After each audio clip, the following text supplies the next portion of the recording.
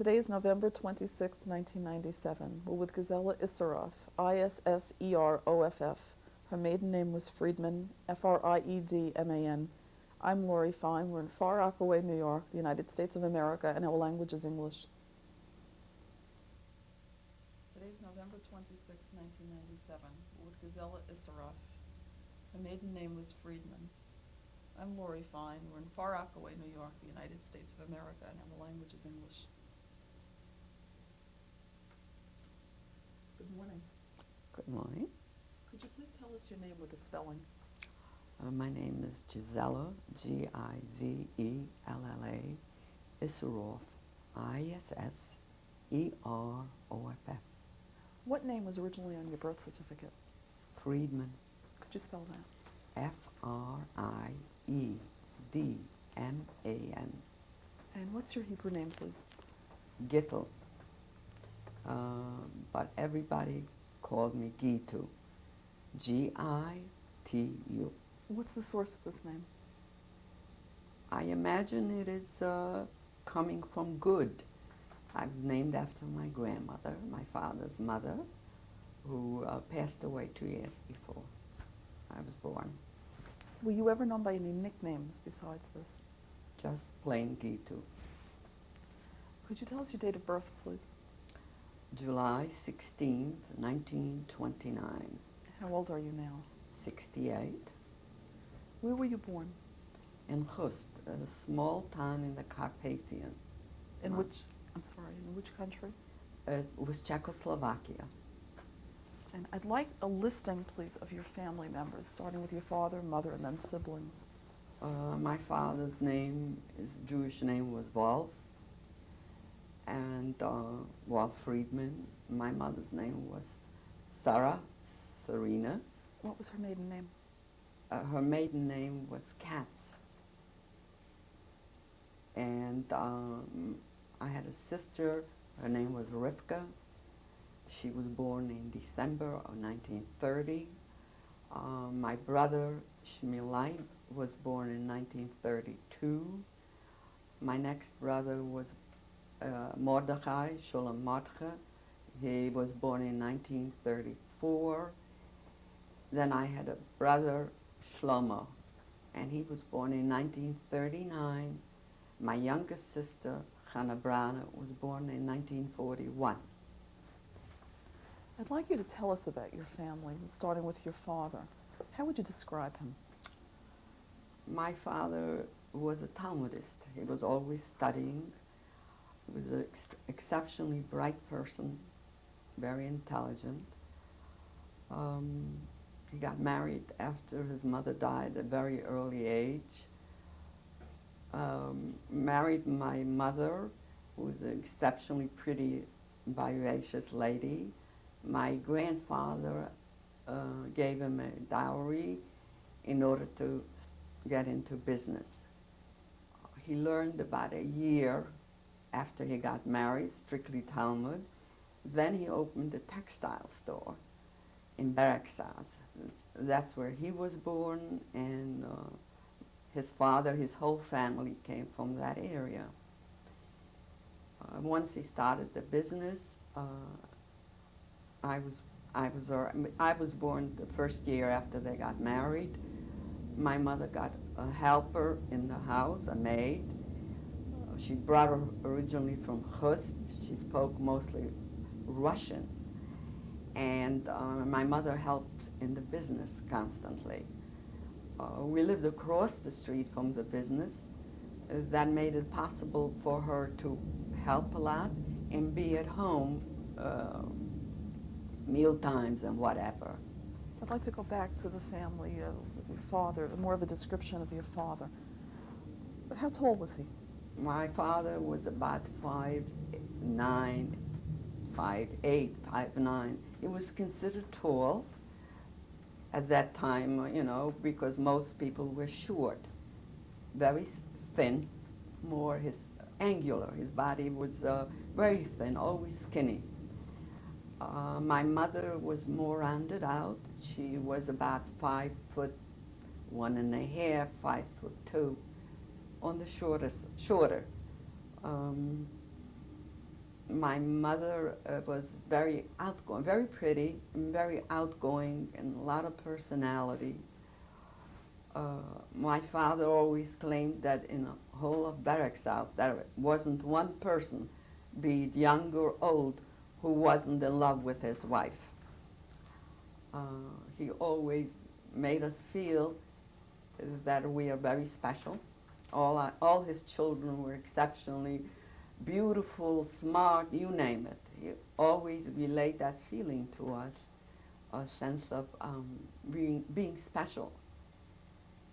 I think that what really helped me all through life, feeling that that I had to do something in order to justify his, the feeling that he gave over to us. I always had that sense of security of being very loved and very secure.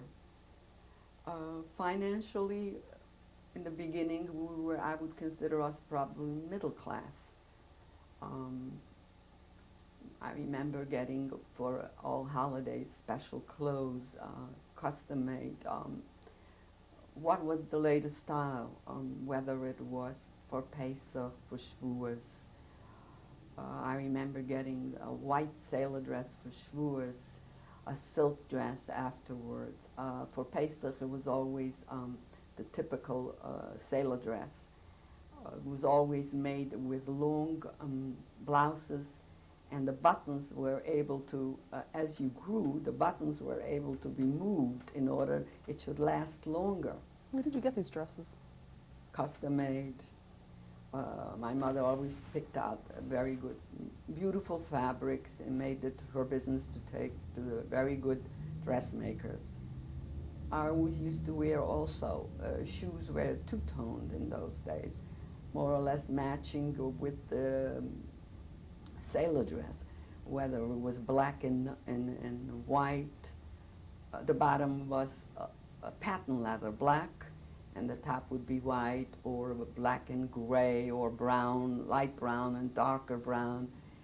But it was always very good clothing. For Hanukkah, usually in wintertime, she'd have us make velvet dresses with hand embroidery on the bottom or near the collar. I think we must have been quite middle class at that stage of our life. Summertime, I remember going with my mother before the war to Best. It was up in the country for a couple of weeks. I don't think you had 8 weeks vacation. I think it was usually only the month of August. My mother's family was an extremely close-knit family. Even though she lost her own mother when she was 10 years old, my grandfather was left a widower with 5 little kids, and within a short period of time, he remarried a single lady who was the most warm, caring, fantastic grandmother any child could wish. What was her name?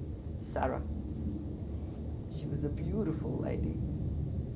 My grandfather at the time of his second marriage was about 32, 33, and his wife was about 25, and but he was considered a well-to-do man at that point, and she didn't have a big dowry, so she decided to marry him. She had 7 more children of her own, but her husband's children were always treated equally, the same way.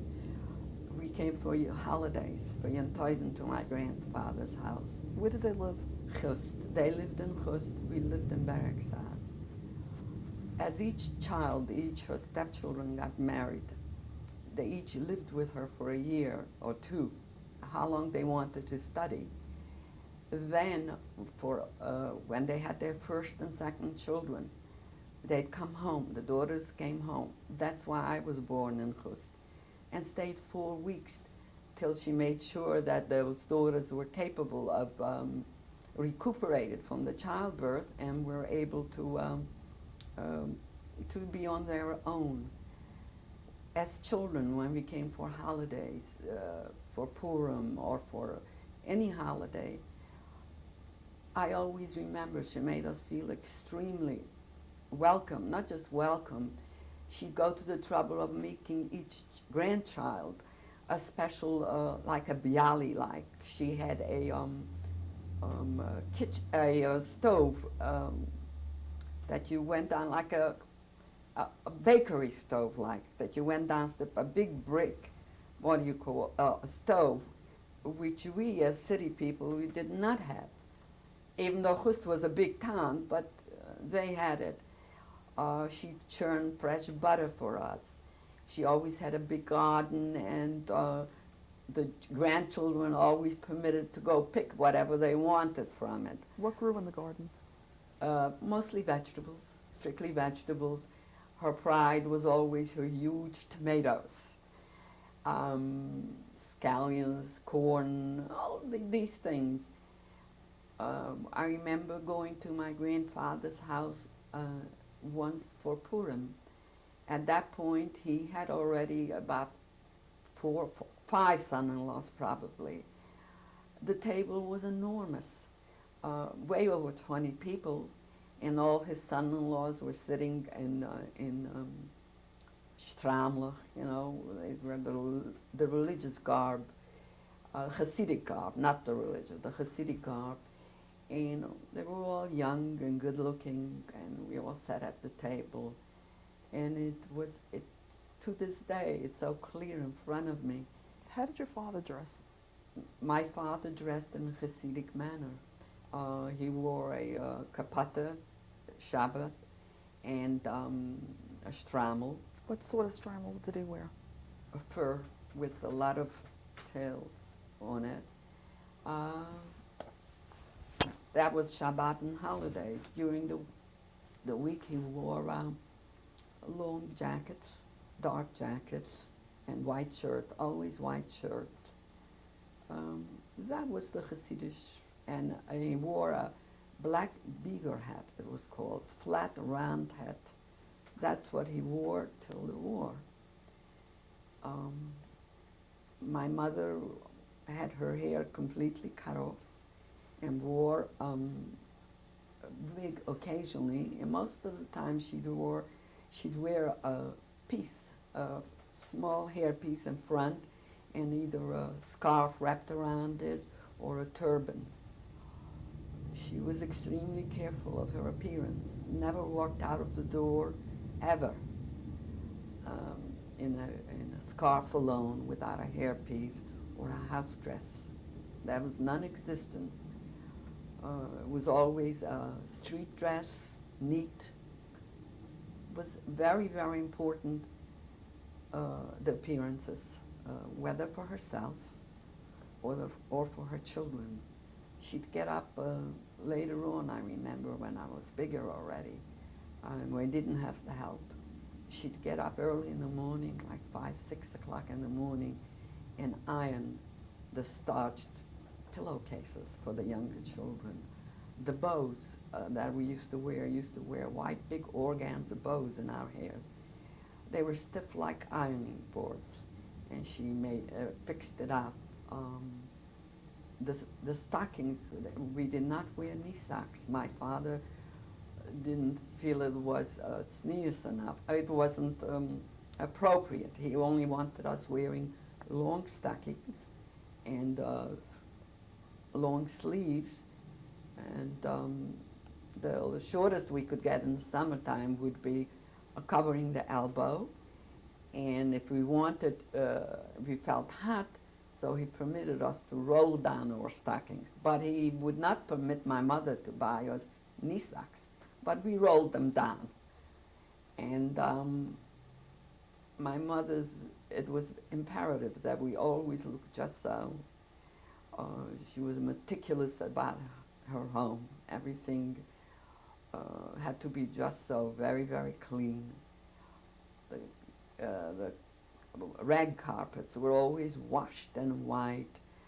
The tablecloths were always just very, very white and ironed.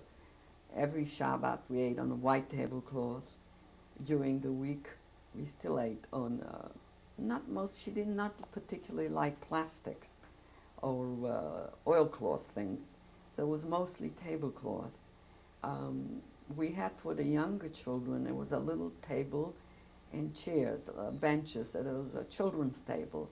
And when the children were up to about 5, 6, they used to eat there and only come for Shabbat to the table because we'd mess up the tablecloth.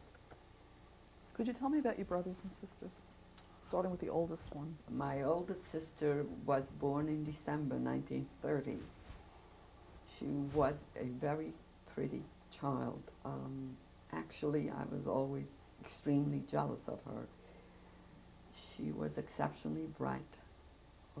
She had black curly hair, white teeth, big black eyes, and a little cherry mouth, and never opened a book, and was always top-notch student.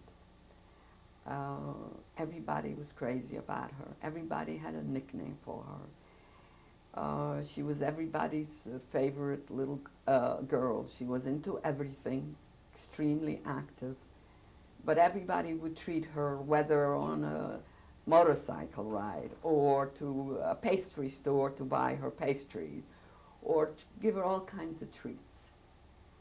What were some of the nicknames? Do you remember any of them? My grandfather, my father's father, used to call her Kofa. That means a shrewdie, like over here you would say a fishwife, or somebody who was into everything. And other kids would call her Drachke. Drachke meant she would grab and always into everything. Those were her nicknames. The next one was my brother Shmilai, who was way out there, also resembled my sister, but he was exceptionally bright, not in the regular sense. He was always had to be kept in cheder, way ahead with boys who were much older. Very restless child, but once he paid attention for a half an hour, he knew everything, and he asked very deep questions, very profound questions. He was barely 4 years old when he learned already Chumash, which is Bible. He was exceptionally very sharp, very bright. He was very restless, very active in the house. Whenever he went out of the house, he came back with torn pants and torn this, climbed fences, get all kinds of boils and scratches. My mother's word used to be whenever he came home, "I'm going out to buy you iron pants. I cannot keep up with these pants. You always have holes in them and patches. Where am I supposed to get so many pants for you?" Extremely restless, but very sharp. My next brother was more like me, more reserved, quieter. It looked a lot like me too, fair-skinned and dark. We started off not dark hair, but dirty blonde, and as we got older, our hair turned darker. But the two other children had very dark curly hair, and their skin tone coloring were more like Creole, more darker, and ours were fair. What was his brother's name? Mordechai, Sholem Matcha. We called him Mati. And he was much more sedate child, and he was very good natured, a good kid. My mother would tell him, "Oh, you're so good, like a good piece of bread. You're wonderful." He was a very good kid, and he always applied himself. He always worked very hard to achieve what he did in order sort of to keep up with his brother. The same thing usually prevailed for me. I would get up early in the morning at the crack of dawn and start memorizing, because it was very uncomfortable to come home from school and not have have a worse report card than my sister, who never opened a book. So I really had to plug away at it. And so did my brother Matti. And then my youngest brother was born in 1939 when the Hungarians went in already. And What was his name? his name was Shlomo, and we called him Shlomi. He was also very similar to my temperament and personality, quiet, very good little boy, not wild. And he was quite young when he was taken away.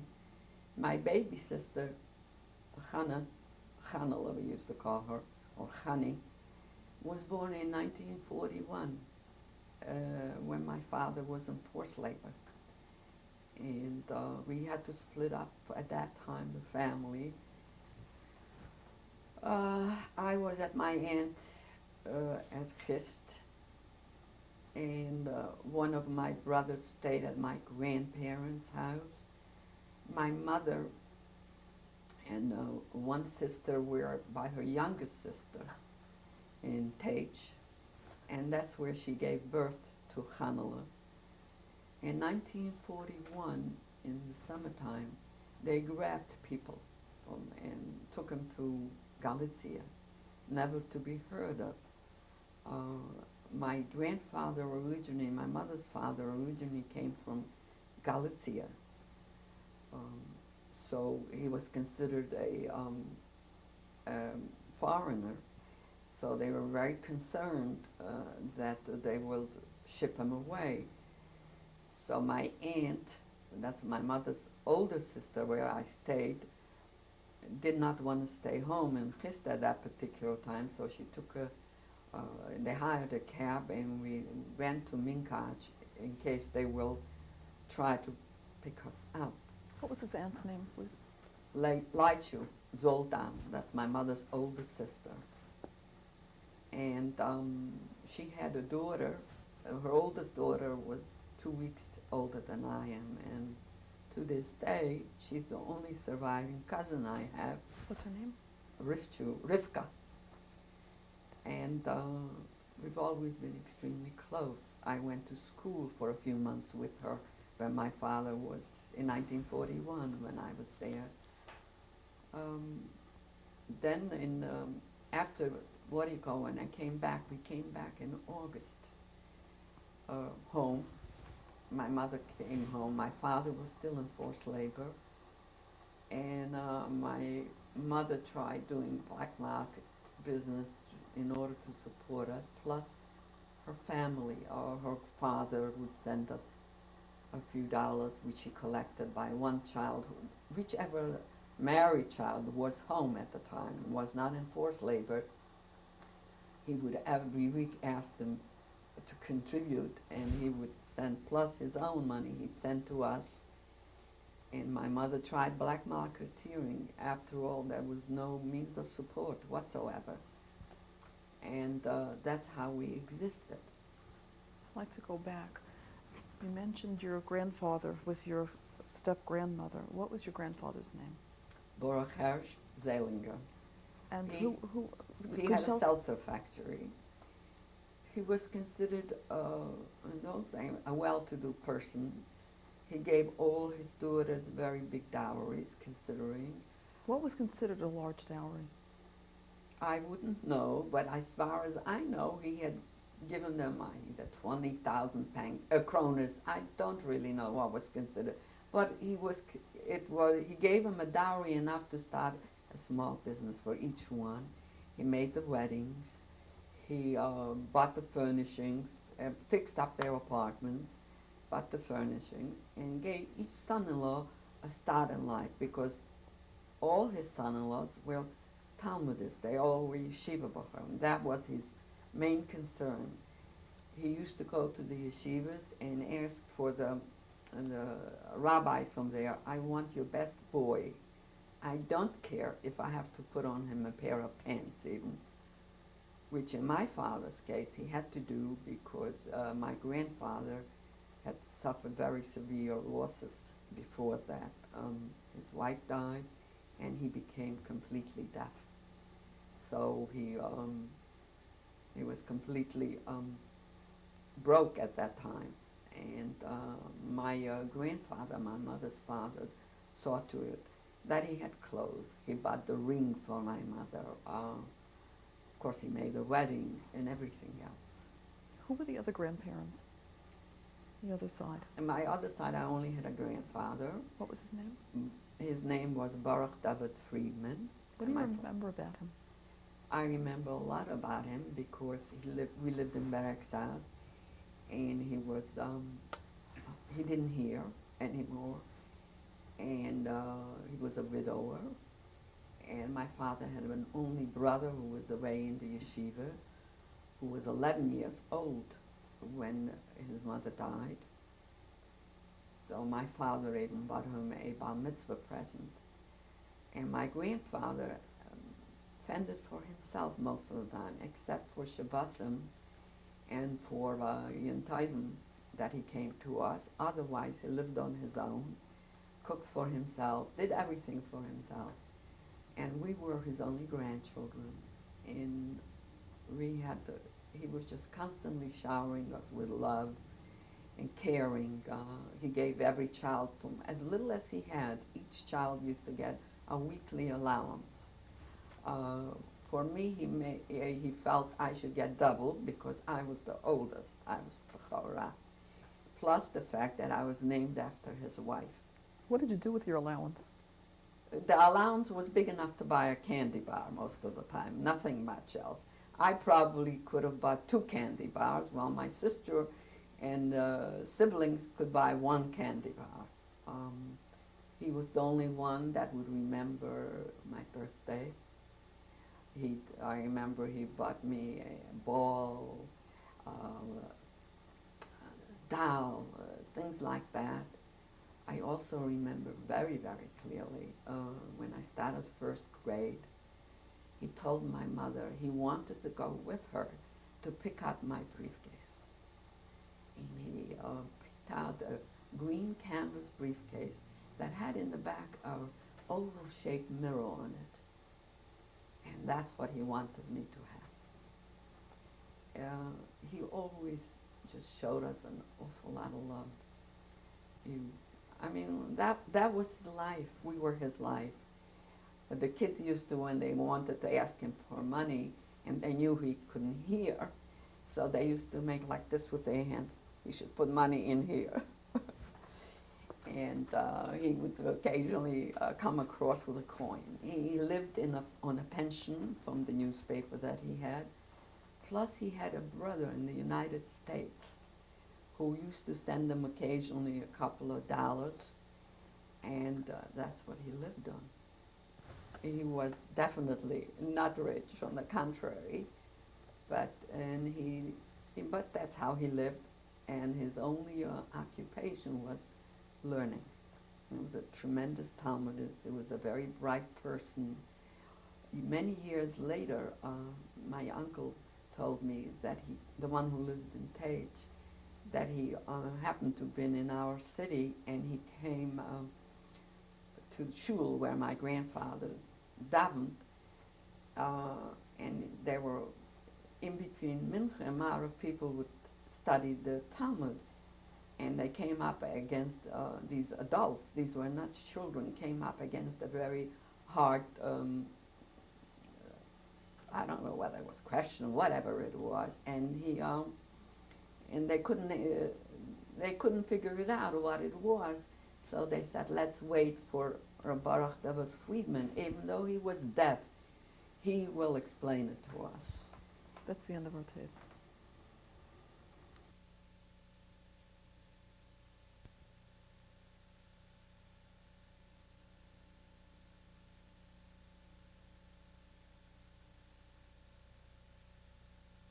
Today we're with Gizella Isseroff. It's November 26, 1997. Do you remember what languages were spoken at home? Always Jewish. My father insisted on it. My mother also came from a background where they spoke Jewish. My father's father, originally, they spoke a lot of Hungarian in their house. But when my father became a chassid, which his father was not, he adopted and, just to speak, Jewish. We spoke Jewish in the house. Why did he become a chassid? His mother died when he was young, and he came more from Ashkenaz, not from a Hasidic family, but he went with his cousins, his first cousins, his mother's brother's children. They got involved with the Satmar Rebbe. Was the first that movement became then. He was one of their first. He was one of the Satmar Rebbe's first students, and he was a very dynamic person, the Rebbe, and I guess they became very serious followers, to the point that wherever the Rebbe was, even if you had to later on in life, he had to go through borders, he would go to the Rebbe. And he'd come back at night and he'd bring a little piece of remnants from the table in, and that was blessed and whatever. Tremendous, very, very dedicated Hasidim. And Why would he go to the Rebbe? I don't know. I really don't know, but that was their way of life, and they gave him a purpose, meaning to their life. There's a lot of security in having whether a Rebbe, and I used to think about it later on in life. In Hasidism, there's a lot of warmth, a lot of security. We may not have had a lot when it came to materialism, but there was always this sense of warmth, this sense of caring, this sense of being part of something. I think that's what originally probably attracted him. My father came from a small family. He only had a younger brother who was quite a bit younger, and his mother lived in her father's house building. Her father was more financially more secure, and he gave her an apartment with my grandfather till tragedy struck. The ink settled from printing in his ears, and they invested. They wouldn't go to Budapest. They invested all their finances, whatever they could. They borrowed on her inheritance from her brothers, in order for my grandfather to be able to go for the operations to Vienna. And they punctured both his eardrums, and he came back completely deaf. And after that, she had gotten pneumonia, and she died. So my father had very little family, and he was very involved with his cousins, which were her brother's children. She was an only daughter, and they had about 3 or 4 brothers. So he became a chassid. Do you remember if he ever went to the Rebbe for the shilas or questions? The Rebbe, the Satmar Rebbe was a Rebbe, not the Ruf. For shilas, Berekzaz was a big town and had a big community. At one point, his own uncle, his mother's brother, was a dayan for quite a few years. Then later on, there were other ones, other dayanim. I don't know. Whenever he had a shilah, he went to the dayan. The roof in our town did not pass in shilas. To the roof you went. He used to give a test for the children in the yeshivos, or you went to learn with him as a group, but you did not ask shilas. If you had shilas, you went to the dayan. But would you go to ask advice and ask what to do? Any advice was always asked from the Satmar Rebbe. For that you struggled. You'd go borders, you cross borders. At those days, Satmar was in Romania. We were Czechoslovakia. It wasn't too much effort for my father to snuggle through a few borders in order to ask advice from the Satmar Rebbe. What would he ask? What would he ask? I really don't know. I was quite young. I don't know what he asked. I would imagine a lot of major questions. One of them I know was about, they were contemplating in 1937 whether to go to America. I don't know if he advised them for it. I remember his close friend discussing with my father. I overheard him. Why would you want to go to America? The stones aren't kosher even there. A Hasidic Yid like you. Nevertheless, I think at 36, 37, business wasn't so good anymore. And he did learn how to become a shochet. He knew enough, more than enough, to be a rabbi, but he did not want to take on that title. But he did learn how to be a shochet. He had a visa, he had a passport already, but the quota number never came out. This was in 38 already when the checks came in. In 37, he probably tried for it, applied for it. I don't know what, probably business discussions. I don't really know, advise what he asked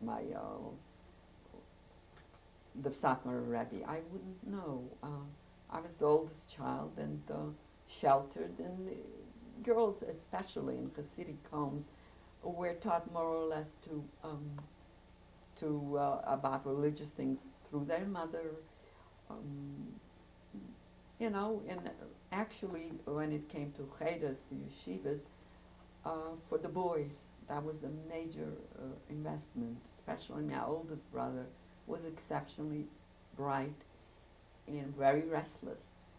So my father would always spend like 3-4 times as much money to hire a special rebbe for his son, because he felt, my oldest brother, he felt that that was the only way that you would challenge that child, or that he felt he was a special challenge. So the Rebbe used to have very small group of children, like no more than 5-6 kids. So that tuition was always very, very expensive. And I always remember my mother always worrying, where are we going to get the money to pay for that? And my father's remark used to be that it's written in the holy books that God Almighty provides special for tuition. And my mother would joke, I've never received a check or money for it. I don't know. But by the same token, there was definitely no money spent on our Hebrew education. We learned at home.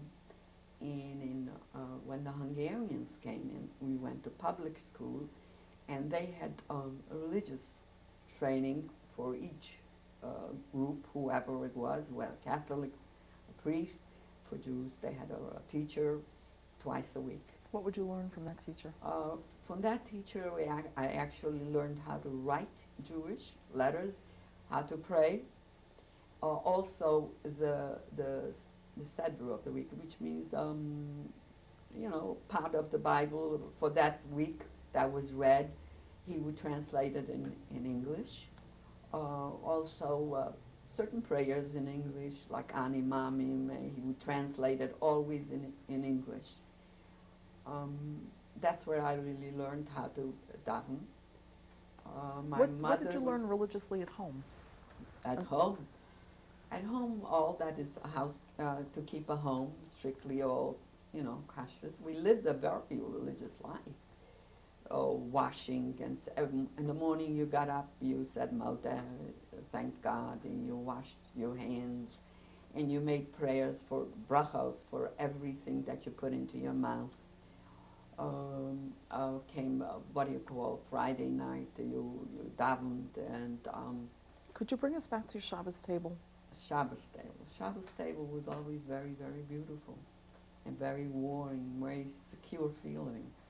The table was always white, glimmering. My mother would always put on a white scarf and a white apron. Everybody was dressed cleanly in their Shabbos clothes. My father wore a white shirt and that shtramel. in a black satin coat. With anything worthwhile, the table was always set with a nice becher, or silver becher, or silver knife, laughter, the candlesticks. Very warm, very secure feeling. My father had a very good singing voice. He always would sing his mirrors. My mother had also a very nice singing voice, but she didn't usually sing. The girls were very quiet, to always help. The boys always sat, never got off their seat. Where did you sit at the table? At the table, I always sat next to my mother, next seat to my mother. The boys sat on the other side near my father. My father sat at the head of the table. My mother sat next to him on the side, on the right side, and I sat next to her. And then my sister. And the other end of the table, the two boys, the three boys later on. When they were very little, my mother would, I told you, let them sit at the little table because she felt they messed up the tablecloth, and she wanted it for next day had to be white because the candlesticks were on and we couldn't change it. What did you eat? What foods did you have on Shabbos? Shabbos, it was very traditional with fish, gefilte fish, soup, chicken soup, challah. Of course, my mother always baked fresh challah, chicken, not much chicken, a little bit, but it was certainly sufficient, mostly soup that she made special lakshan for every week, and that was it. And farfel used to be the side dish, more or less. And Shabbos morning, she always made every Thursday or Friday, she'd make kakos, it was called, a coffee cake for the morning. And we used to get all the time, even when she couldn't afford anymore in the very bad times, she would take off a little piece from the chali and put in a little, if we didn't have cocoa available anymore, she'd put in a little poppy seeds and sugar, and that was the kakos for the Shabbos morning for the kids and for us. In better times, it used to be, she'd make cookies for Shabbos, also preserves. We'd have, but she, pickled herself, plums, cherries, peaches. Actually, apricots, not peaches. And that would be for dessert. Did you have cholent? Cholent every Shabbos lunch. Where was it cooked? At the bakery across the street by the Czechs. There was an Arab in town, and the bakery was about diagonally 2 doors down or 3 doors down. And we bring the cholent and the kugel in there. And we had Shabbos lunch, we always had chopped eggs and onions and cholent. And whatever it was, whether kugel, sometimes kishke, not much meat, but certainly we were not hungry on those days. We considered actually comfortable, and we the kids would eat the middle from the chali and leave the crust over, and my mother would always tell us, look at that, it's so terrible, so many kids are hungry and you're just eating out the middle. And during the week, a man would come, an older man come, and with a big bag, and he'd collect all the crusts, whether from the bread or for that. It was supposed to be for his goat. I don't know who it was for. He said he collected it for the goat. That was even most of the time that I remember. The only time I remember that we were hungry, actually, was in 1941. There was a drought, and you really couldn't even get for money anything. And not that we had much money, but you couldn't get any. Nothing was growing, and we couldn't get. And I remember very clearly one dinner, my mother cooking dinner. One day she cooked a little bit of string bean soup, and she gave each kid a cup full. That was our main meal for the day. And she didn't eat any, and she was nursing a baby at that. And I asked her, Mommy, why aren't you eating? She says, I'd get this hartsklappenish. In other words, she'd get these hunger pains, and she had to save her cup to take a sip during the day because she couldn't afford to have the same time as we did. And I can still cry about it. I remember her face, how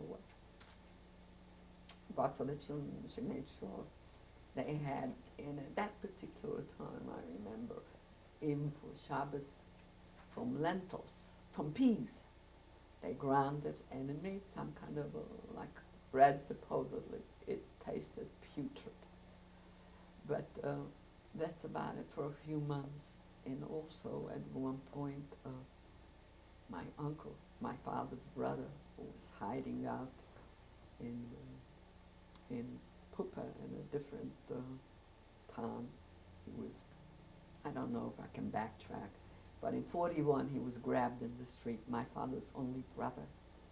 And he jumped out of the window, which was two-story, the state building, and he ran away. And he hid by a friend of his in Hungary, Pupa. That friend's father owned a bakery. So he lived there. He'd work at what you call at nighttime and slept in the daytime by him. That's how he hid out till 1943, December. So that uncle sent us packages of noodles, I remember, in 1941. And my mother cooked only very little of it. The rest she sold in order to get some other things like potatoes or whatever. And that's how we existed. That summer was just the hardest. But could you tell us about Purim?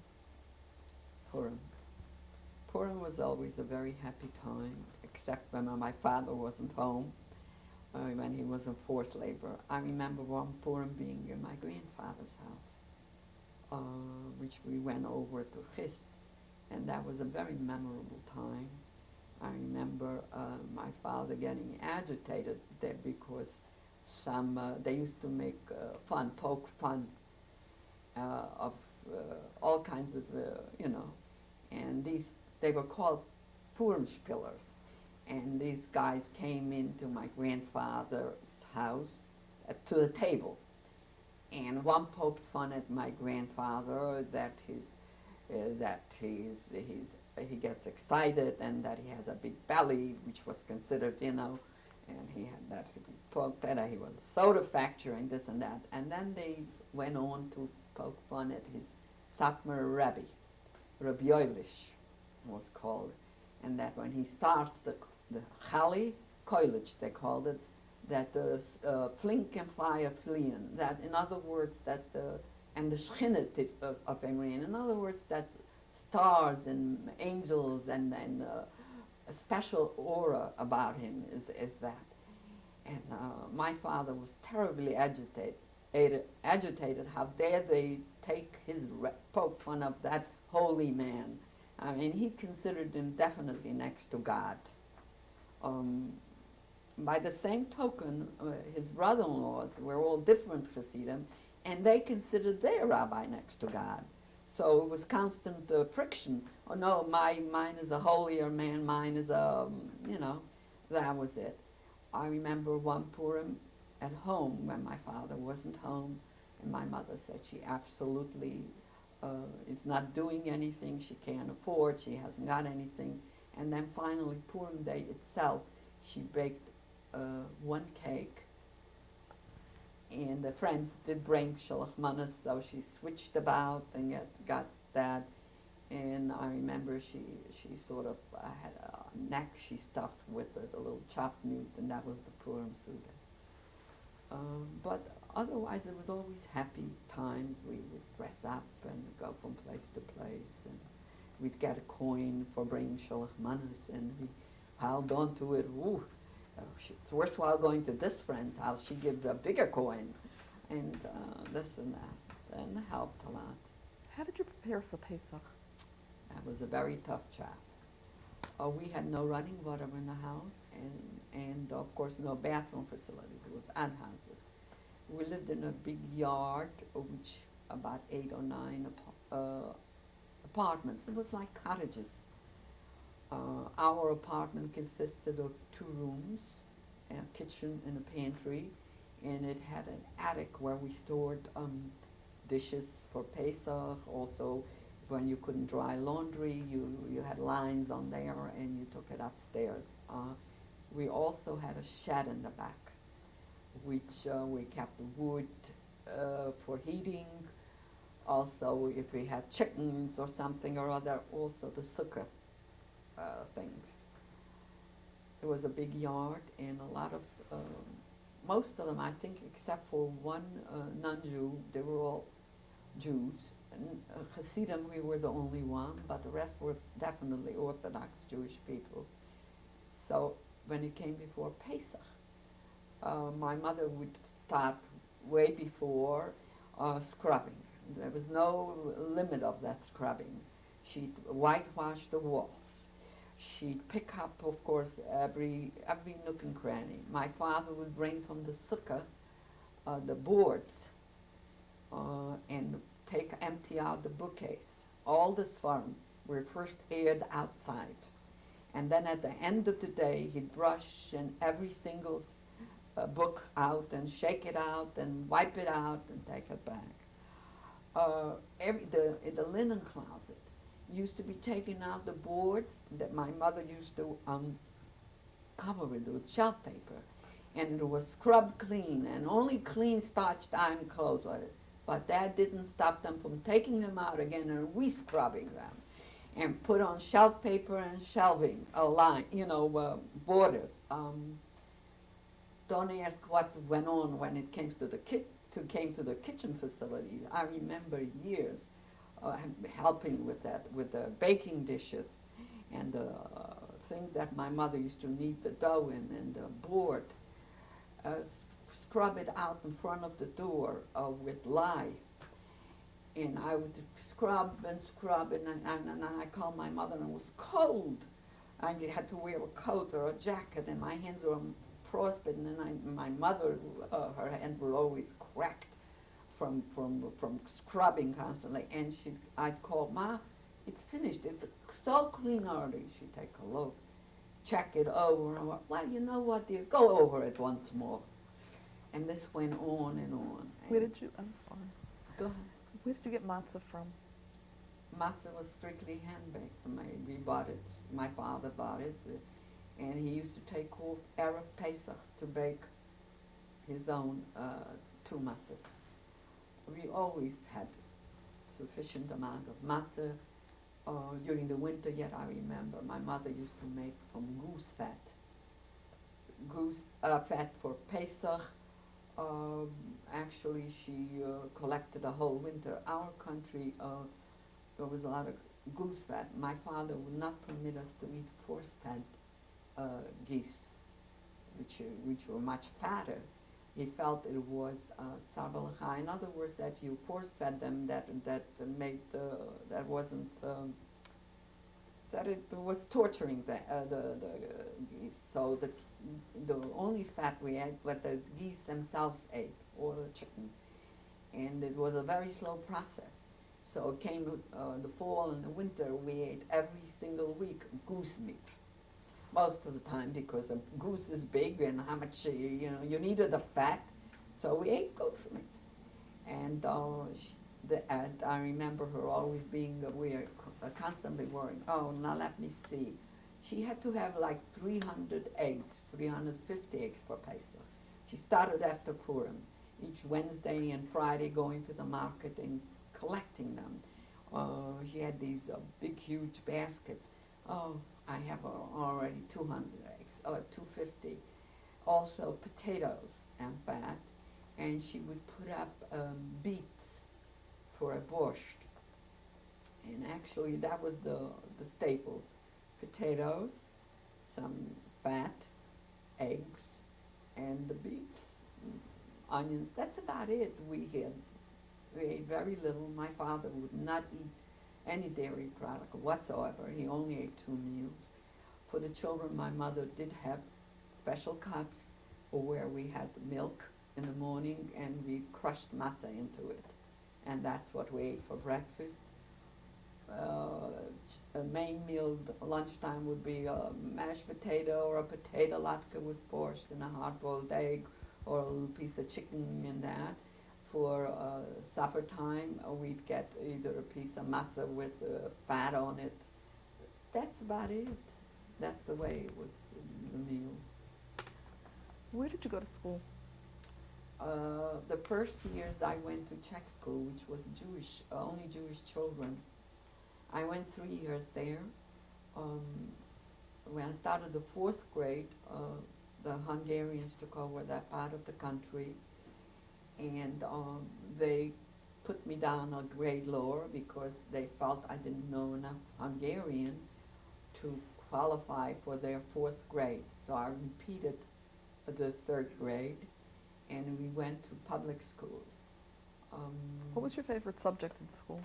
Social studies, mostly. I had a very difficult time memorize things. Things that I didn't have to memorize, if I listened to the lesson, it was fine. Also, the factor was in it that my sister was very exceptionally sharp, and she always came home with very good marks. And I always felt I couldn't memorize. So at night before I went to sleep, I'd memorize, and early in the morning I'd get up at the crack of dawn and start to, also before I went to school. And of course, I was always the right-hand man for my mother. I had to help a lot because as my father was in and out of forced labor, no means of support, she had to try to provide a living, some kind of, to provide food and whatever for us, and I had to help in the house. So the minute I came home from school, I had all kinds of jobs, whether it was helping with cooking and cleaning and taking care of the children. Everything was my job, and I took on the responsibility very, very serious. I was very serious about all that because I was aware of what was involved, really. I was aware each time my father was taken away. It was, I remember one particular time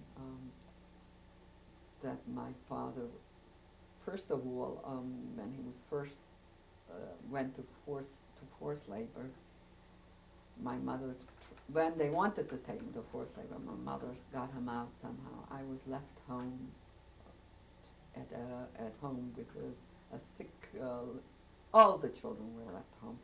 It was before Pesach. And before Sukkot, after the summer, my father wrote her a card. He was detained in jail first. He didn't report to the draft. This was in 1940, in time enough. So for each day that he was late, he got a week in jail, in Kasho, different time. Being that he was Orthodox, he didn't want to eat food, so he was very, he had a very poor diet. He existed on bread and whatever, onion, I think he said he ate. Then he heard that all the people, as they emptied out, as they fulfilled their jail term, that they were going to, they were sending them to Galicia to forced labor. So we got a postcard from him requesting that my mother bring all warm clothes that he had. We have to stop our tape now.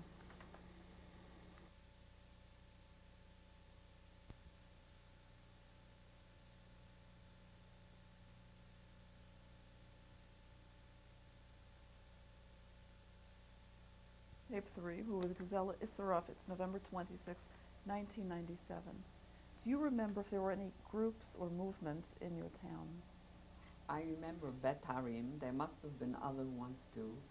But my father was definitely anti-Zionist. He was a Hasid, and he did not believe, he felt Mashiach will come and he did not believe in Zionism. I remember coming from school once and stopping by at a fence to listen to beautiful songs. I came home and I sang that song. What song was this? Do you remember? I don't remember the song. Do you remember any of the words of the song? No, no. I was quite young, and my father asked me, "Where did you hear that song?" And I told him where, and he says, "I don't want you stopping there. These are not religious people. It's not our way," and that was it. He always got his guidance and his way from the Satmar Rebbe. They formed a group of Satmar Hasidim. We associated mostly with them, whether it was Shabbos, Shabbat, or whether it was during the week. It was strictly it was called the closed shul. It was a separate, completely separate kahila established, to the point where they hired their own slaughterer, their own mikveh they built, they hired a rabbi, they hired everything on their own, a separate group.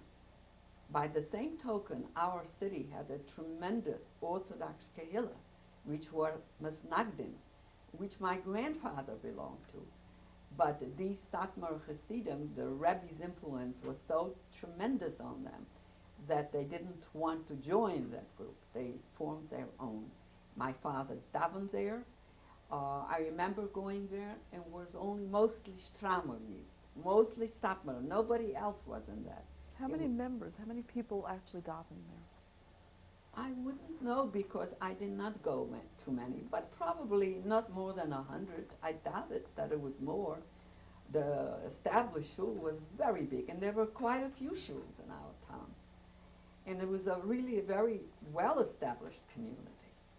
From end of 1800s, they had already an established community of about close to 5,000 Jews. And but my father got involved with the Satmar movement, and that was his whole life, and his way of thinking, and everything went that way. Whatever the Rebbe said, that was law. Who was the Rav of your shul? They brought him in first in 1940-something, either 42, 43. He was called the Ragnar Ruf. Very Hasidic. I don't know what you call. I only remember that his daughter wore black stockings. Very Hasidic. I don't know. And that he used to go to give tests for the children in yeshiva and cheder. And that he pointed out to my father once that my brother was exceptionally bright, and that he better keep an eye on him, because he's asking very profound questions which there are no answers for. Otherwise, we were very strictly a very self-sufficient group. We lived just amongst ourselves. We did not have a lot to do with other, even Orthodox people. My friends were mostly from the Satmar group. Who were your friends? Couple were Teichmann girls at the time, and one was mostly Rosenbaum circle. They had also, his father was a Satmar chassid, and my father used to go to learn with her father, and we'd play in the yard with the children. What would you play? Whatever, a ball sometimes. Sometimes we'd play games from the Chumash. All kinds. How many letters are in this paragraph? How many olives or how many bats, and how many this? Before I was able to get out of the house, my mother made sure I daven. In the morning, of course, morning davening. In the afternoon, before I was able to go to a friend, if it was winter, I had to say Baruch Nafshi, which is a winter prayer, and Mincha. And if it was summer, Perek. And I spent very little time playing, because I was in charge. I was responsible. So I really, after the age of 9, I had a very small childhood. It was mostly responsibilities. My younger sister played much more. She was much more involved than with friends and me. I was a homebody, helping out. What do you remember about the town? The town was a very clean, nice town. A lot of mostly Ashkenazi Jews. The minority were the Satmar. The majority were very Orthodox, but not with beards and not with strammels. They were in charge, of course, of the welfare of the community, of the welfare of the Jews. I don't really remember much anything else. Could you spell the name of the town for us, please? In Hungarian, In English or Hungarian? it was Berehovo in Czech, Brehovo,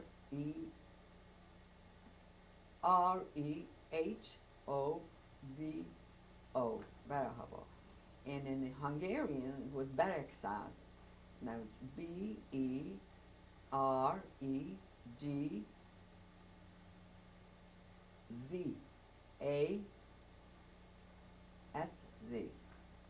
What sort of businesses were in the town? Mostly small. It was the state capital, actually, and the location. There were bigger towns. Minkat was a bigger town, had more people. Yet our city was the capital of the county, or whatever you want to call it, because the location was very good. Part of the location was in a valley where wheat grew, and part of it was vineyards, a lot of grapes. So there was the major industry was probably there was a brick kiln. You know, they made bricks, vineyards, a lot of vineyards. A lot of people were involved in vineyards, and wheat dealers, and mostly small businesses, textile, shoemakers, this, that, and a lot of the more modern Jews were either doctors, like we had an Orthodox doctor, both as a pediatrician and as a practitioner, were doctors, lawyers. There were a lot of professional people. And when the Hungarians came in, my father was trying to figure out how is the city going to exist by them taking away 80–90% from the Jews their business permits. It became a dead town, if you ask me. But nevertheless, that's what they did. So it was mostly small business people, plus there were some well-to-do Jews, which I wasn't aware of really.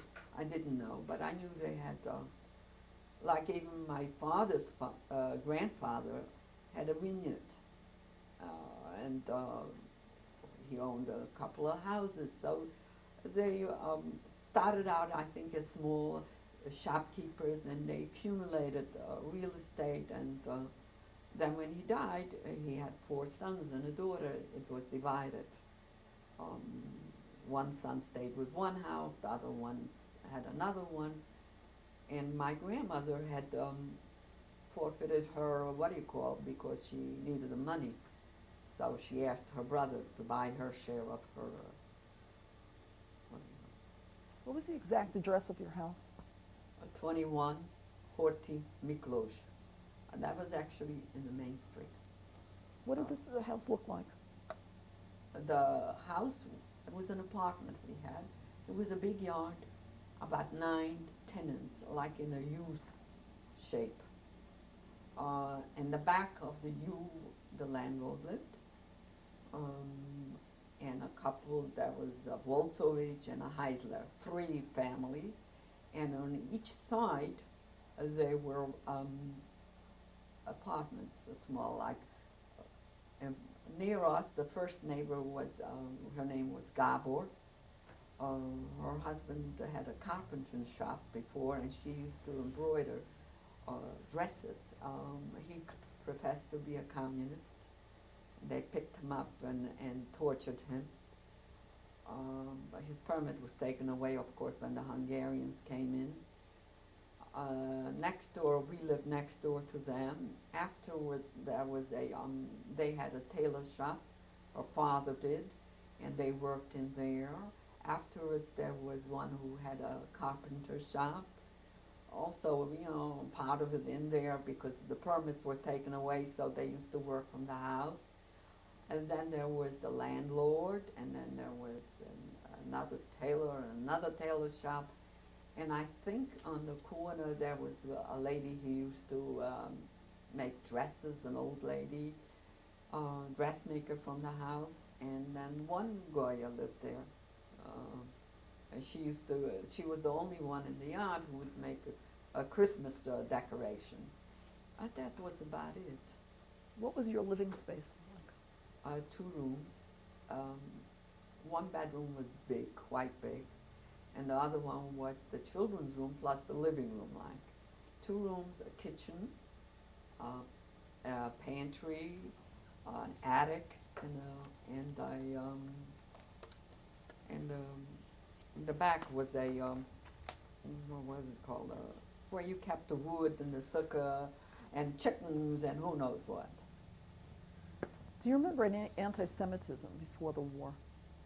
In the Hungarian class, I remember. What do you remember about that? We had religious training, everyone, and next to me sat a Catholic kid. And each time every day when I came, my mother would give me a snack for lunch. It was usually a piece of jelly and bread, or sometimes a piece of butter and bread, or a piece of fat and bread. That was the snack. This kid would sit next to me, and they must have been very poor. Not that we were rich, but evidently they didn't have enough food. And she'd go like this, "Oh, something smells very good. Could you share with me?" And I shared once, twice, and then I came home and I told my mother. She says, "Give her, she must be hungry," and I shared with her. This happened, was very good till religious training came. When she came back from her religious class, she'd call me a Christ killer. And that didn't stop her from asking next day again for part of my lunch. And I remember that's when I asked my mother. I says, "Ma, she calls me a Christ killer. Why should I give her my lunch?" She says, and my mother said, "Give it to her anyway." And also, when the Hungarians came, I remember walking in the street, and gendarme, you know, "Oh, you must be a Jido Rivka," a Jewish, you know, they called all the Jewish girls Rivka. "You must be a Jido Rivka," and he sort of gave me a pinch. Supposedly, wasn't supposed to hurt, but I remember it very clearly. And then, of course, after already when we wore the yellow star, that was a different ballgame. When was that? In 1943, at the end of 43, or beginning 44, we started wearing, no, it had to be beginning of 44. Started wearing, you were supposed to wear a star on your clothing. Before that time, when was the first time you had heard about Nazis? I heard about Nazis, people fleeing from Galicia, Poland. Started in 41. Friends that were grabbed never came back, and the one that came back were taken, left for dead, and came back minus teeth, banged up, and hit out. Also, as people were escaping later on, I remember clearly that my father always asked my mother to give any food that we had to bring to the station. One particular day, it was just lunchtime, my father came in and he said, "A big group of people are coming. Could you please empty out whatever food was available because these people didn't have to eat." My mother emptied out my baby sister's carriage, lined it with paper and a tablecloth, and took the whole dinner, whatever was cooked for us, and packed it in plus the bread. And I remember asking my mother, "What are we going to eat?" And she said, you ate breakfast and you eat every day. These people haven't eaten in a few days." And she took it to the station to give it away. Very often for Shabbat or Friday, so-and-so is hiding out, we'd have people. Also, my father's first cousin escaped from Belgium on the way to Auschwitz. His wife and children left for Auschwitz. He jumped off the train, came back to his hometown, which was our barracks house. And I remember him sitting at the table and talking to my father what he went through. And after he left, my father asked me, Gitala, did you hear what my cousin Laser said, Laser Goldring? And I said, oh, Daddy, he must be deranged. Probably all these things. You can't possibly live through those things. And those were the things that I heard. Later on, all kinds of the people that came back, all kinds of terrible things. But you cannot comprehend these things. You cannot, how do you accept something like that when you're still intact, your family's still intact, you're still there, and all right, your father is always in and out of forced labor, and there are a lot of difficulties in this. Nevertheless, when it came, we were still together, including the last Pesach in 1944, which I'll never forget. At that point, the Nazis came in. We lived in that yard I told you, which was a lot of Jewish people. Next door to us was a two-story building, which the Nazis occupied. It was before Pesach, Erev Pesach, and my father was very concerned. We were very visibly Jewish.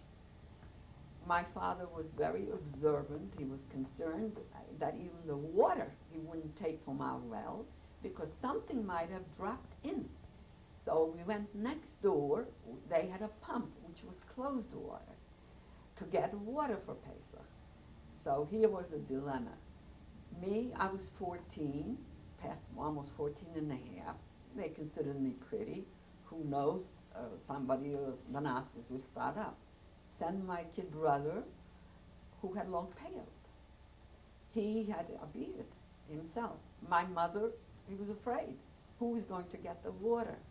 And it came right before the Seder. He decided, we packed everything up into the carriage, and we went to my grandfather's house, who lived in a side street, not where, wasn't the headquarters of the Nazis, and we had the Seder in my grandfather's house, his apartment. He had one bedroom and a small kitchen and a little pantry, and we sat on his bed and a couple of chairs, and that's why we made the first Seder. But we were all there yet. We were all together.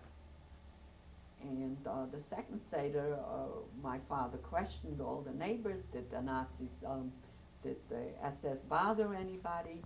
And they said no, there was no problem. So we decided to stay the second Seder at home.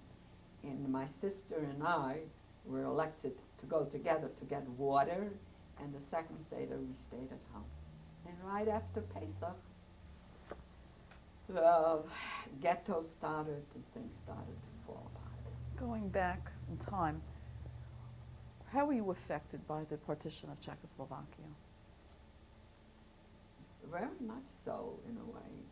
First of all, I remember that we stood up in the yard, in the schoolyard, and we sang the national anthem and a couple more about Masaryk, that he's old and he's still our head, and Tamas Garik Masaryk, who was the father of the country. And the teacher said, we'll be back, but they left. After that, everything just became, the Hungarians came in, and it affected business, it affected making a living. You couldn't make a living anymore. They, of course, put you to different schools, but that was the least important thing. The major importance was that there was no means of making a living. And my father had to report for the draft, and then he was put into jail, and all the trouble started from then on. What news were you getting? The only news, and the next door neighbor, Mrs. Garber, had a radio. We did not own a radio. My father used to read the papers, including the Hungarians, because he was quite well, he was considered knowledgeable, whether it was in the secular world or in the, of course, Torah world. He was definitely a big, what do you call it. But I remember neighbors always coming and asking my father, calling him Reb Wolf. Now, what do you think? What do you think is going to happen? Now, oh, and he would discuss with them when the Nazis were in Stalingrad, when Stalingrad fell, political issues, which I didn't pay much attention. But all the neighbors evidently always asked his opinion whenever he was home. And one remark was always very clear in my head. Roosevelt won't let that happen. Don't worry. Oh, they're close by. The Russians are closing in on this front. They're not going to take us. Where could they take us? My great-grandparents were here. They couldn't take us away. You'll see. And as the front was closing in, closer and closer, no, they're not going to take us away. Where could they possibly take us? We were from here, and Roosevelt won't permit it, and this went on. My father used to listen, you couldn't listen openly to the radio, so at night they would try to listen to the radio, and he would get papers whenever he was home, and they'd get together with some of his friends, mostly the Hasidim, because they were not very knowledgeable in Hungarian language itself. And my father would always explain to them and also write letters for them and do a lot of clerical things, because he had a magnificent handwriting, and he was very, his father not being a chassid, so he had at least basic secular education, which the Hasidim did not have. When you think back, when was the first time you had heard about Hitler and his plan? His plan, not really, but that Hitler took over, I think it was yet in 38 or 37. Somebody came from Vienna, ran away. He was a shochet there, and he was established a long, long time there, and they had a very nice life there. And they ran away from Vienna, and the kids spoke German only, Puppe and Baby, all German names, and they came to their father, who had a tremendous family. He was also so, and very poor, not really well-to-do, and these people came very well-dressed, very well-groomed, and they looked like very prosperous. From Vienna to our small town was a completely different standard of living. And I remember questioning my father, and he said that Germany, that Hitler is taken on and he's getting rid of all the Jews. That's about it. You have to realize at that age I was 8, 9, and who ever discussed anything with 8 now, or even older ones, especially girls. What do you remember about the summer of 1939? 1939, the summer. I don't really remember much about it. I don't, my father was, I don't remember anything about it, really. Come to think of it, I remember that in 39 October, my little brother was born. He was born on a Friday, and I remember my mother having labor pains already, but she was washing the floor, which would be clean for Shabbat, and she told my father to sow beans in case it's a boy. And the baby was born, of course, at home, and my brother, who was 4 and a half at that time, asking my mother, after the baby was born, we went in and kissed my mother and wished her mazel tov, and my little brother, who was 4 and a half, went over and asked her, "Tell me, Ma, are you still going to love me?" That was one, and my mother said, "Darling, of course I will," because he was for 4 years a baby, and he knew he was special, so he was concerned she's still going to love him. That's about the only incident that is clear in my head. Nothing else after that. Then I only remember my father being taken, in jail, and me being in charge when my mother tried to get him out. Left at home with colitis, that same little brother who was born there had colitis, blood, and I was home and I made Shabbat. I went to the market, chickens. I made a chicken kosher and made Shabbat. And my mother managed to bring my father home, which was right Erev Sukkot. How did she make these arrangements? It was unbelievable. My father wrote her a card requesting her to bring wool, whatever he has, warm clothes, because they were going to take to Galicia. And he heard that everybody was taken to Galicia, forced labor. My mother said she's going to bring him the clothes, no matter what, and see if she can convince somebody to let her husband come home. People thought she was crazy because they aimed for tremendous bribes, monetary bribes, for lots of money. Nobody, the guards or whoever was in charge, whoever was in charge of them wouldn't be bribed. As they came out from jail, the cattle wagons were waiting to take them. And they lined up. My mother saw my father. She went over to the sergeant who was in charge there and started to cry. Please have mercy on me. Let my husband come home with me.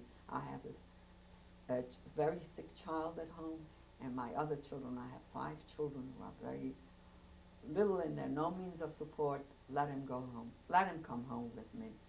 He looked at my mother and he said, take him. My mother just took him by the hand and came home.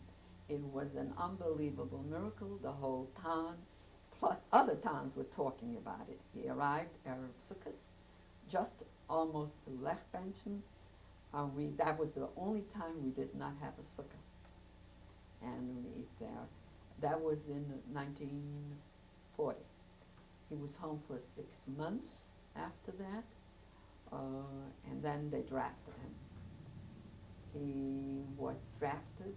My father each time tried to get deferrals with all means. Once he had himself submitted, or whatever you want to call it, into an insane asylum in Umbar. I remember when my mother went up to the doctor, gave him a hefty bribe, and told him that he should send my father away, that he's a manic depressive. And I remember how my father, she set him up, his tzitzis were out, and he had to look down, and he had to mumble and spit. And he would sit there and mumble and spit. The doctor came in. It was prearranged, of course. He had a big bribe. And he signed, yes, my father's a manic depressive. He has to go to an insane asylum. He went to Umvar, to a insane asylum. He had 1 shock treatment. When he was finished with the shock treatment, evidently it was so painful and so terrible that my mother got a letter, and he said he couldn't possibly take another one. She had to get him out no matter what. He came home. He was deferred for a few months again. And he went back to forced labor. Luckily, he was never put out of the country. In other words, whatever forced labor he did street work and whatever, but he was not taken to Galicia or to Russia. He was always kept there. It's the end of our tape.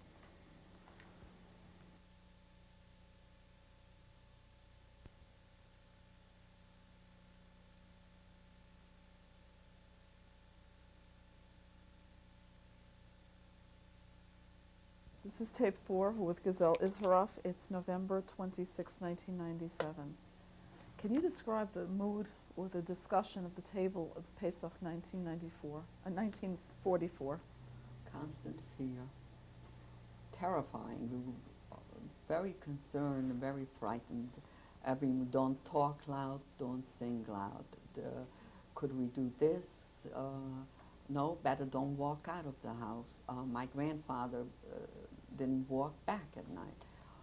We were terrified of walking back from my grandfather's house the first night because just had nowhere to sleep. It was just very stressful, very frightening.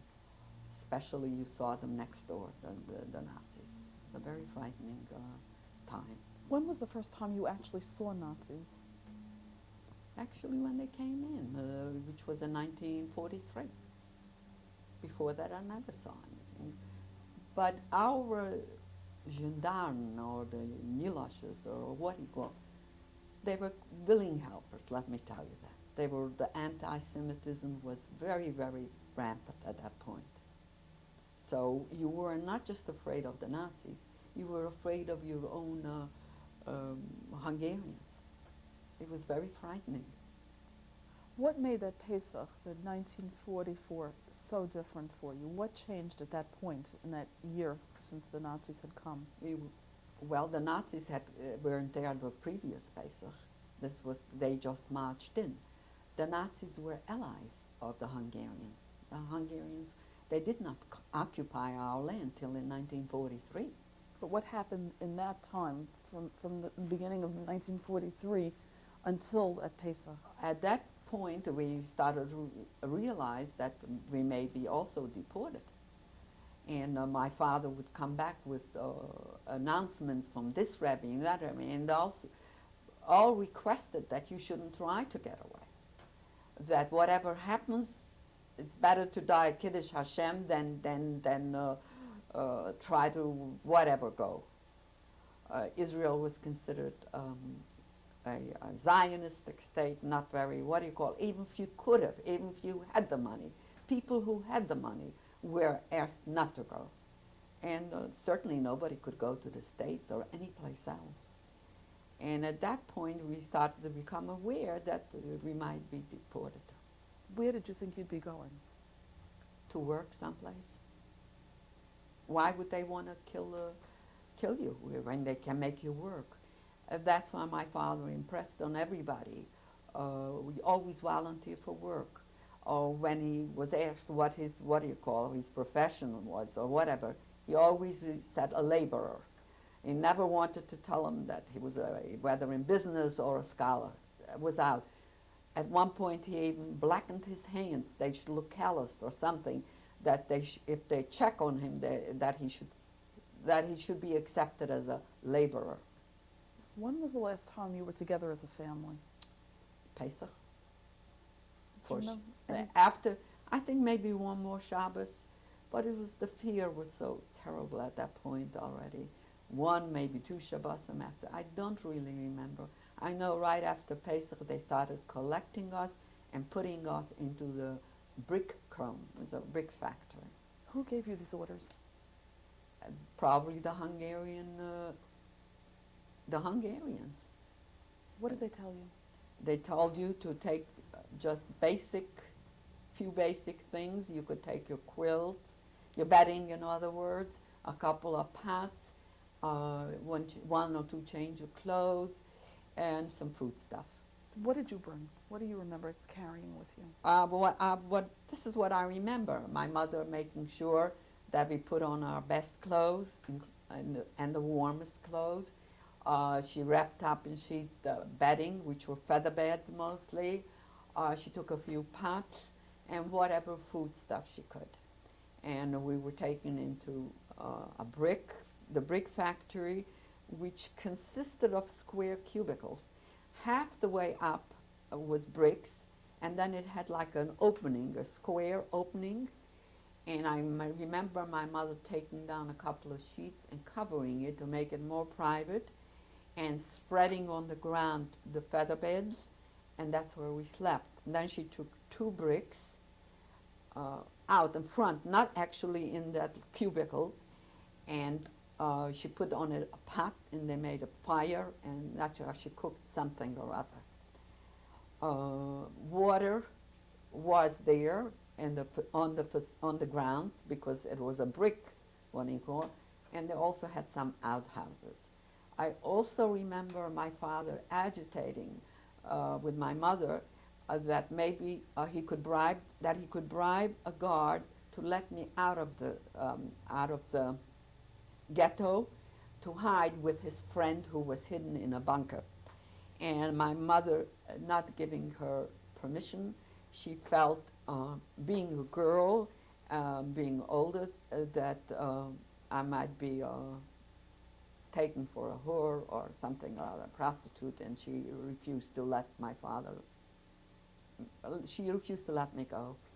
She said, if it was a boy, my oldest child, I would consider it. This way, we all want to go together. Do you remember any religious activity in the brick factory? Was there any davening? Oh, sure. There must have been davening. They got together probably outside. My father always davened, and he always learned every day. There was no such a thing. Every day he learned, twice a day actually, in the morning and at night, and he davened. That was... Was the Sefer Torah taken to the ghetto? I wouldn't know. Did you have a sitter with you? My mother had a sitter. I per se, I didn't have a sitter. What were you wearing when you went? My Pesach dress. I can describe it to you.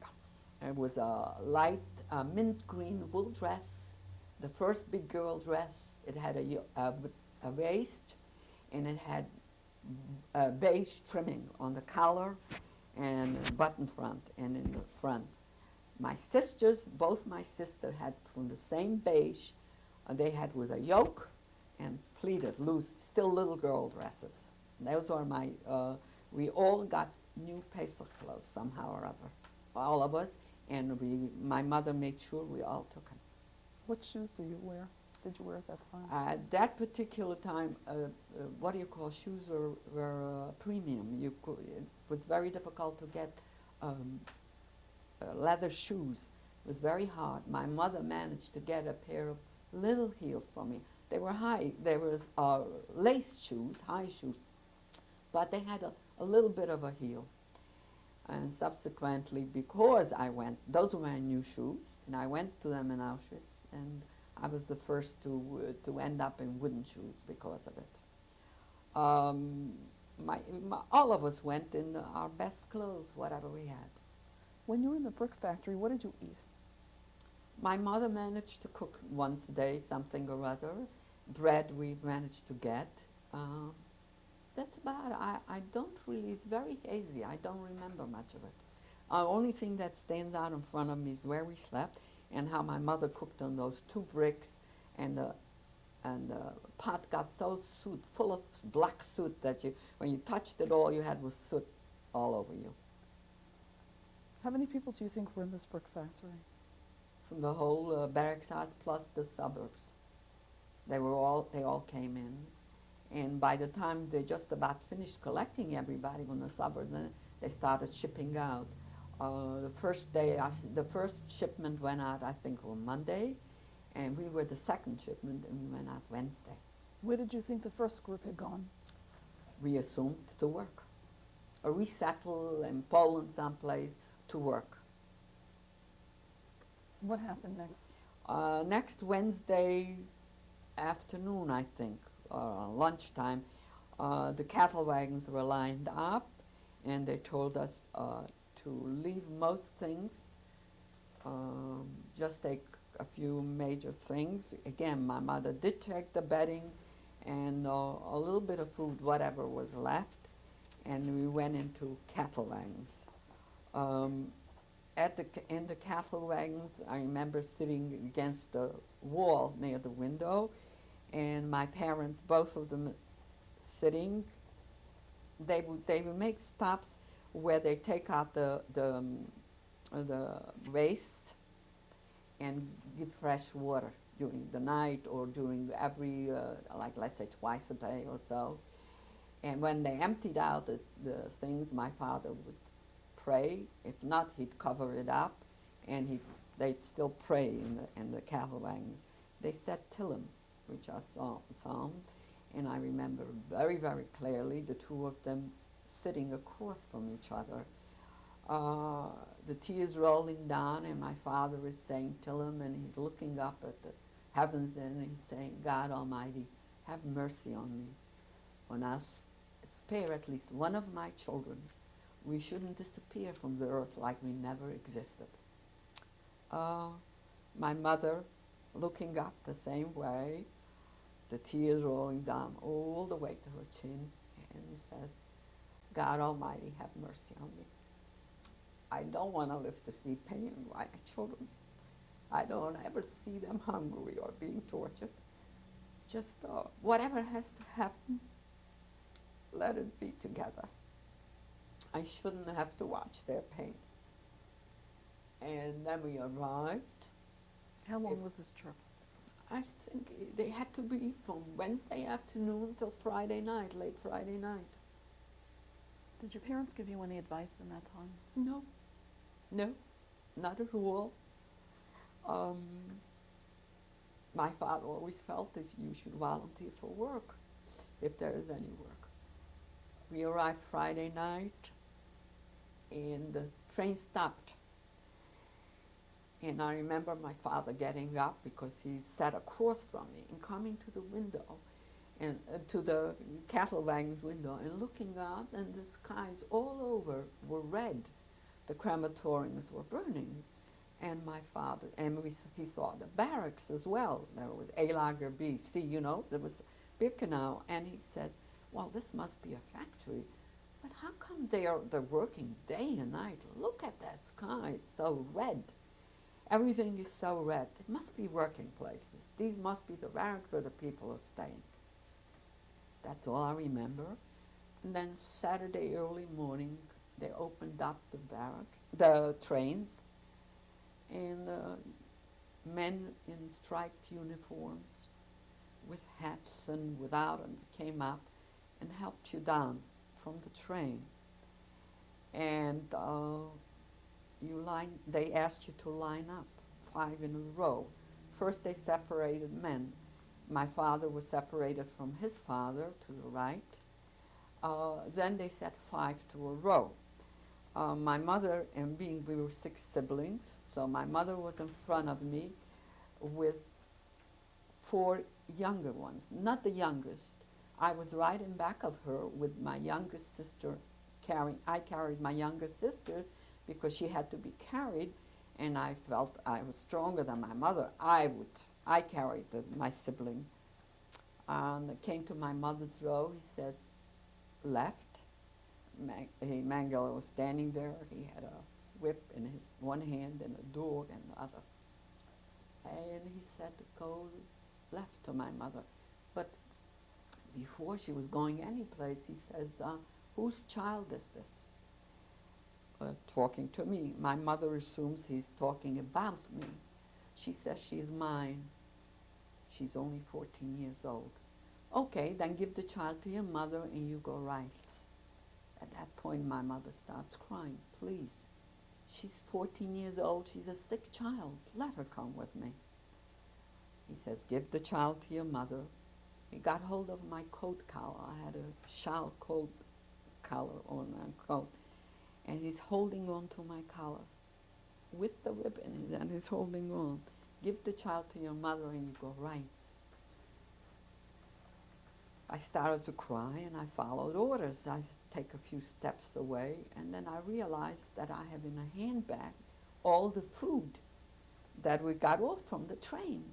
And here my mother left with the whole family, and what's she going to eat? I don't ask any questions and I start running back to the left. He gets hold of me again by my coat. Dumb cow, where are you going? I open up the bag. I says, look, I have all the food. I want to give it to my mother. He's holding on to me and letting me give the food to my mother and make sure I go to the right. I keep on crying, and after a while, whatever was lined up 5, we were going towards the showers. Whatever, I didn't know where we were going. We're walking, and all of a sudden, I hear from the men's side my father's voice. I look up and I see him, and he says, Gitu, where is your mother? I pointed to the left. He collapsed. That was the last time I saw him. I kept crying, and I walked. As we came near the crematorium, I looked around and I saw there were trees and flowers planted. And I stopped crying. I says, look, it's so nice here. What bad could happen? Nothing bad could happen. It couldn't be so terrible. I'm probably working. And we went to the showers, and, took off our clothes. Then we went to shave. They shaved your head and then your body hair, which was very traumatically upsetting, coming from the kind of background that I came from. And then they handed me a gray dress with short sleeves. And they told me to line up for tattooing. And they gave me a tattoo. Could you show it to us, please?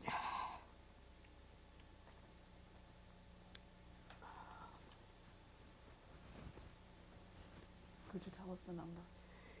It's A6171. She told me to hold my hand this way. I held it and she put on the tattoo. And then they gave me a kind of kerchief on my head. And we went back. I was put into the A-lager. And we stood appel hours and hours. And they would continue and appel stand. And I remember from my town, a neighbor looked at me when I guess the kerchiefs maybe got a day later when we started working in the sorting out the brushing cross. The neighbor looking at my bald head, making a remark. She says, even bald, you're pretty.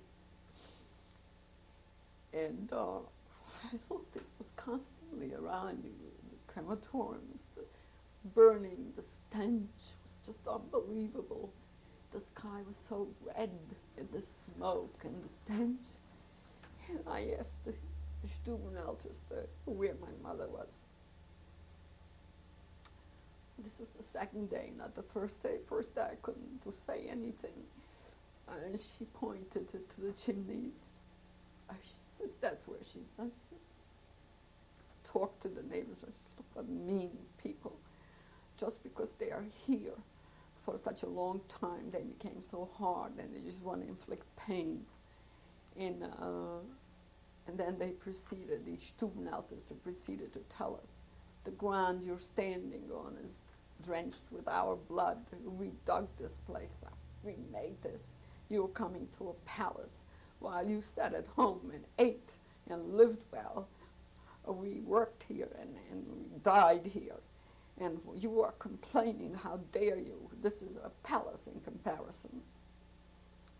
And I had the what do you call, I was assigned on a bunk.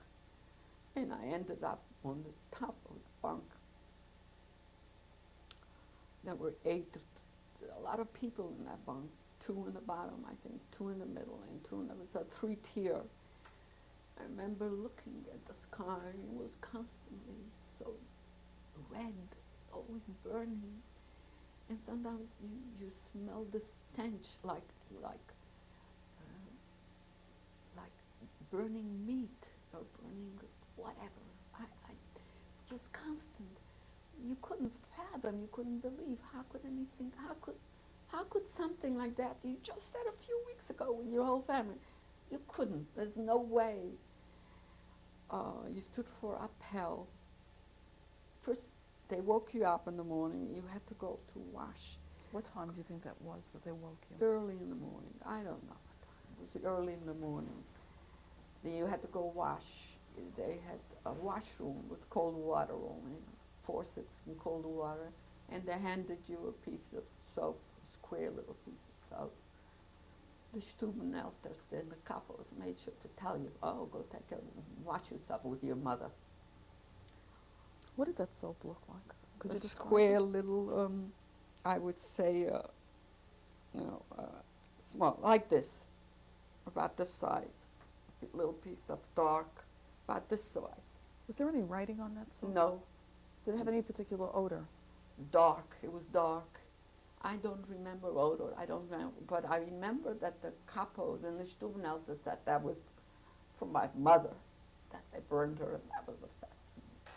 And the children and I always said, miserable, mean people. They're just out to hurt you just because they were here. It's not true. It can't be true. How could it be true?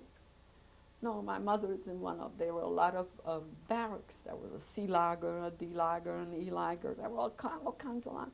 She must be in one of them. Where were you? What A number? lager. Do you remember which number? No, I don't remember.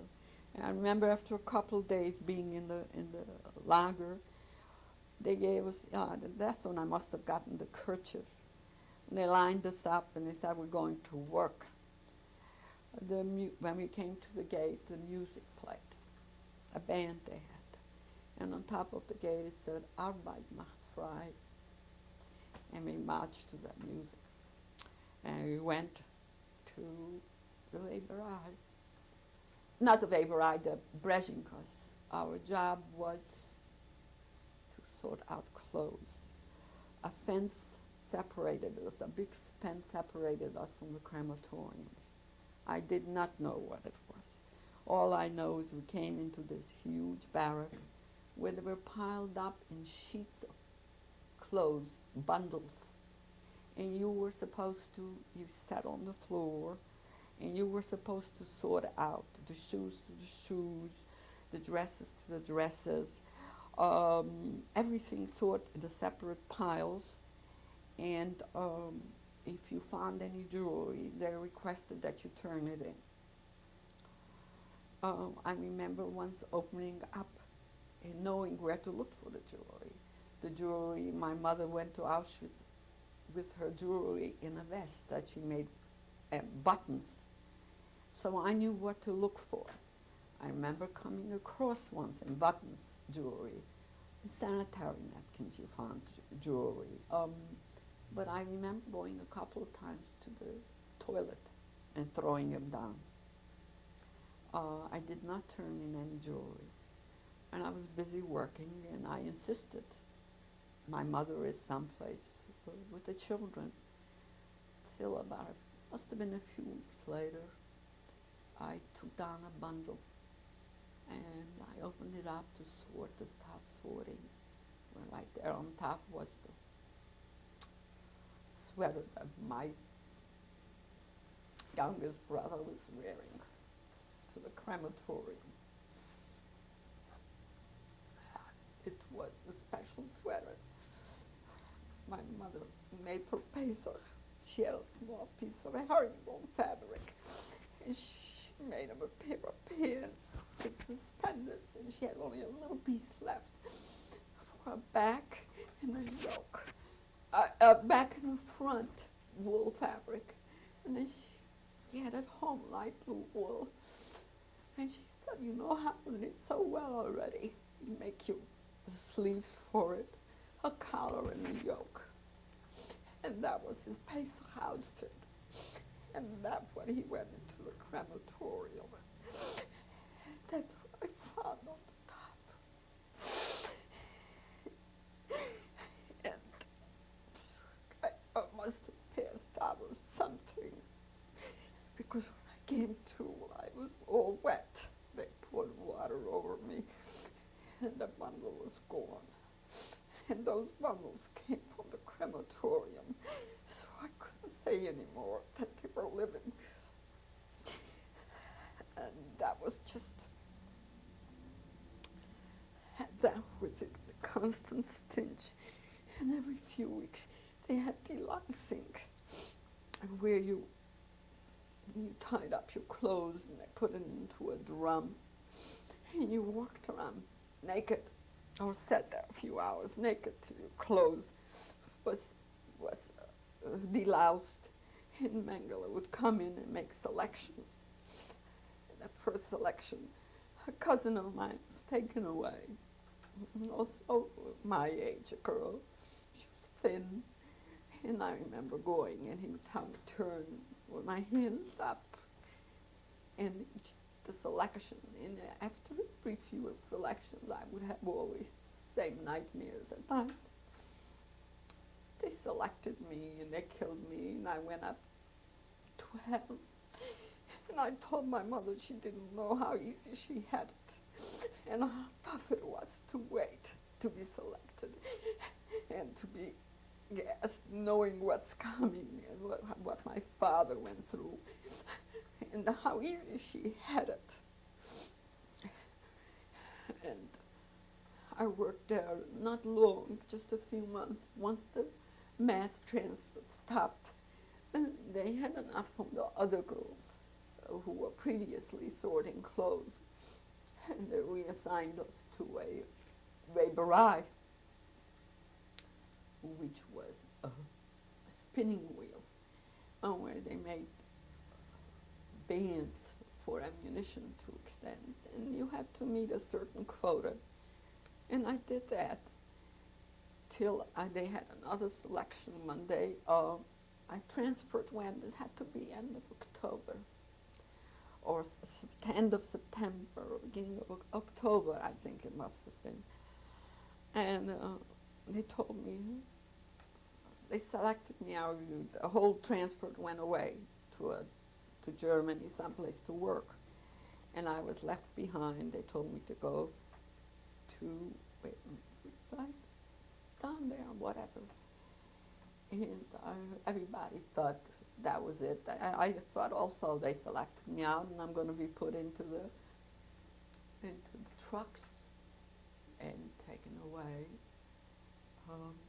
Instead, they took me to a barrack where there were German doctors or something. I don't know who they were.